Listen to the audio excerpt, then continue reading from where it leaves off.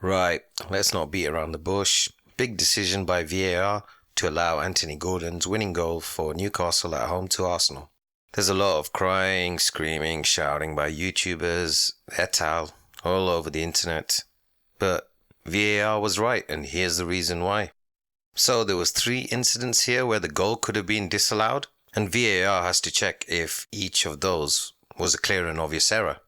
The first one, the ball seemed to go out of play. Jacob Murphy apparently keeps it in.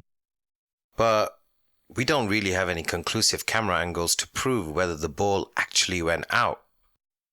There's a lot of camera angles being shown by fans saying, look, the ball's out, but it's a spherical ball. It could be overhanging the line. There's even an image that BN Sports have produced showing that the ball is overhanging the line. Now, I'm not going to say BN Sports are a reputable source, but it is what it is. And when it comes to laws, it isn't a question of whether the ball is still in play, but whether the ball has actually gone out. So, under VAR's mandate, this is inconclusive, so they can't make the referee change his decision based on this. The second incident is when the ball's played in, Gabriel believes he's been fouled by Joe Linton.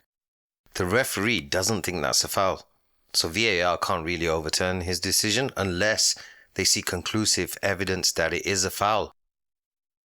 Personally, I don't like these kind of fouls being given, but that's because when it's an attacker on the receiving end of this, they never get the fouls. Defenders always get these fouls, and on this instance, there wasn't really that much of a push there. Sure, he had 2 hands on him, but Gabriel went down like a sack of potatoes. He knew he was going to miss the ball. Conclusive? Clear and obvious? No. The last part is the most simple, really.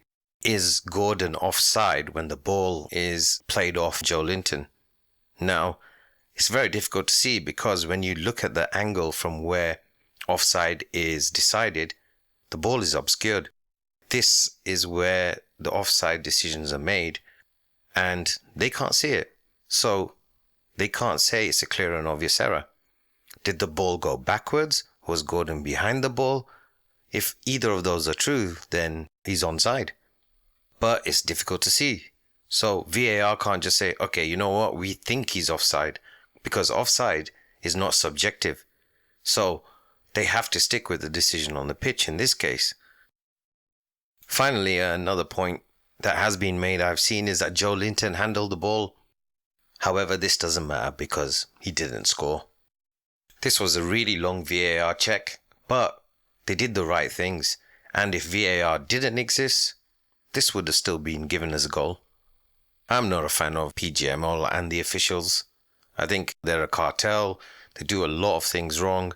They try to protect themselves. But on this instance, that wasn't the case. Regardless of whether you're an Arsenal fan, Newcastle fan, or you think that VAR is protecting the oil clubs, as I've seen a lot of comments about, here, they did the right thing. Still a growing channel, and, I'm a professional football manager. I hope you like the content I'm trying to produce. The videos aren't great. It's not my full-time job, and I hope I can get better. But if you do like the channel and you'd like to see more that comes from us, please do like and subscribe. It will really help. Thank you for watching.